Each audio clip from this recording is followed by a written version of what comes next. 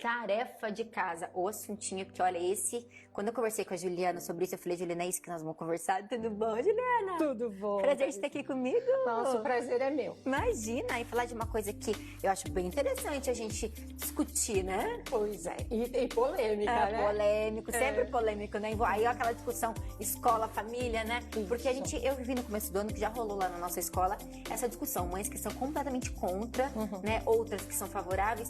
Na sua visão, Juliana, o que você acha da tarefa de casa? Então, a tarefa de casa ela é importante, desde que ela seja bem aplicada. Então, o que acontece? Para que a gente aprenda qualquer coisa, eu preciso de treino. Então, somente o conteúdo em sala de aula, ele não é suficiente para que o aluno leve o que a gente chama para memória de longo prazo, aquilo que está sendo trabalhado. Ele precisa de mais treino, de mais exercício, de mais prática daquele conteúdo. Então, a tarefa ele serve para isso, para ajudar o aluno a treinar, a praticar, exercitar essa atividade. Porém, ela precisa ser muito bem planejada, elaborada e passada para os pais de uma forma que ela sirva esse fim. O que acontece? Muitas vezes isso não tem uma comunicação com a casa de uma forma assertiva, ou mesmo não é bem planejado. Então, às vezes o professor passa uma tarefa que a criança ainda não assimilou o conteúdo, ou é que a criança ainda nem viu o conteúdo e chega em casa sem saber fazer a tarefa. Que acontece muito.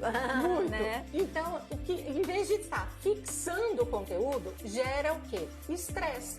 Gera dificuldade em casa, no relacionamento, porque os pais, eles não têm ali o papel de ensinar, ele tem o papel de mediar e acompanhar. Não tem preparo para isso também, né? Não. Um pai, uma mãe que não seja professora, enfim, a gente não tem preparo pra gente ensinar do formato adequado, né? Eu vou te dizer que nem professor. Hoje em dia, né? Não, porque pode assim, acontecer. Eu tenho 25 anos de educação. O meu filho nunca me deixou ensinar ele a tarefa. Quando eu ia trabalhar com ele, ele falava comigo assim, de mãe e pai. A prof que sabe. Ah. Você não sabe me explicar. Então, assim, é definido mesmo os papéis. Em casa, a gente é pai, é mãe, a gente não é professor. Então, o nosso papel ali é acompanhar, é mediar, é verificar se está tudo feito, é ajudar dando confiança, dando autonomia, dando suporte que a criança precisa. Mas o correto é que aquela atividade, ele pelo menos já saiba o que tem que fazer. É natural ter dificuldade quando está aprendendo algo novo? Sim, tudo bem. Mas se a gente trabalha esse erro como um processo, isso não vai ser uma coisa sofrida. Vai ser assim, tudo bem, filho, você ainda não entendeu, nós vamos anotar o que você não entendeu, você leva para a prof vai perceber o que você precisa retomar e ela vai retomar. Porque até mesmo a tarefa, ela vai servir de avaliação do processo de aprendizagem, de entender o que foi assimilado pela turma, o que ainda não foi, para que ela precise retomar a atividade. Até porque o pai executando essa tarefa chega na escola como se o aluno fez, executou com maestria, e aí até onde que chega esse feedback com a professora, né? É uma coisa que eu sempre prezo e comento. Eu falo, Isadora, se você não sabe, minha filha, você vai pedir para sua professora. Isso. Entendeu? Eu posso até auxiliar, agora eu ensiná-la, eu acho que você está criando uma frustração mãe e filha ali, na minha opinião, que nem sempre é favorável à relação, né? Sim, porque a criança, ela é capaz, ela tem que se sentir assim, ela dá conta.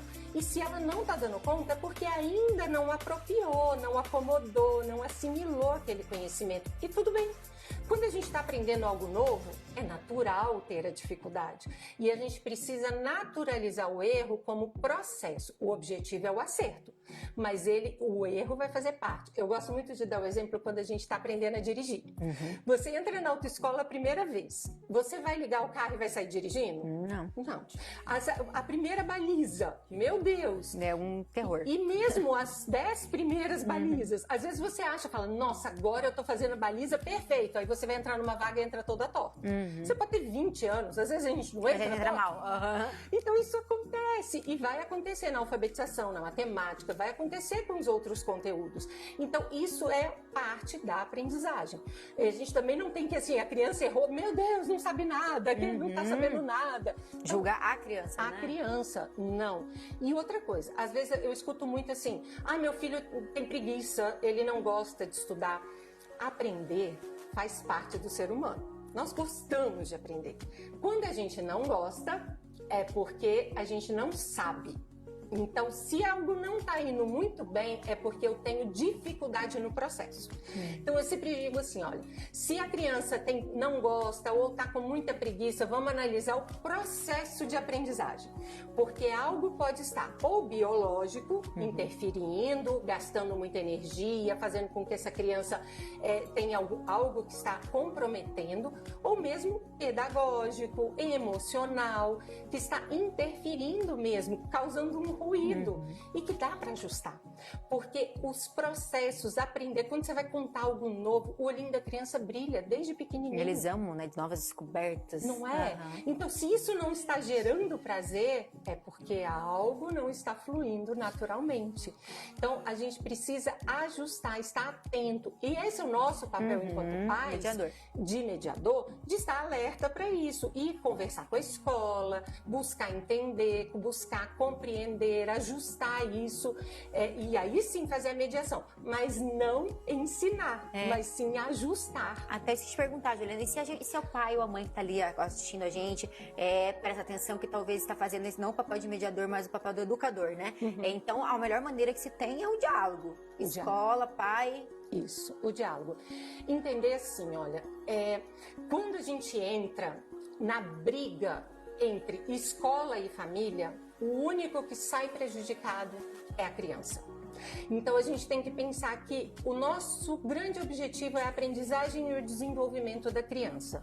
Então a gente vai buscar o equilíbrio para alcançar isso. Então eu falo que o pior problema que a gente pode causar é começar a culpar a escola ou a escola culpar a família. E isso acontece muito, né? Então, ao invés desse jogo de empurra, não, isso é responsabilidade da escola. E a gente vai lá e briga. Aí a escola, não, isso é responsabilidade dos pais. Os pais que não estão fazendo. Não, peraí, vamos lá, vamos definir qual que é o nosso papel? Tá, eu vou fazer o meu é esse. Qual que é o seu? É esse. Então tá, você faz o seu, eu vou fazer o meu, porque o nosso objetivo é que ela aprenda, que ela seja feliz, que ela seja feliz, né? Isso, porque o nosso foco tem que ser a criança e não a minha razão ou a razão da escola. É a criança. Quando o nosso foco vai para a criança, a gente desce do orgulho e começa a ajustar os papéis. Se adaptar. E, Juliana, eu vejo muito também uma coisa que acontece, que eu percebo que é uma reclamação também de muitas, não uma escola, mas várias. Tem muita, hoje as crianças têm muita aula integral, né? Que vão pra escola das 8 da manhã e voltam às 6 da tarde. Aí chegam 6 da tarde com tarefa. E aí a gente pensa, mas meu Deus, a criança ficou o dia inteiro na escola e chega em casa, tarefa. Será que talvez não existiu um balanceamento para isso? Sim, aí é um bom senso, né? Até mesmo porque a criança, ela precisa de outras coisas para ter uma vida saudável. A gente trabalha lá na clínica até com as crianças mesmo, o que elas precisam para ter um cérebro saudável, feliz.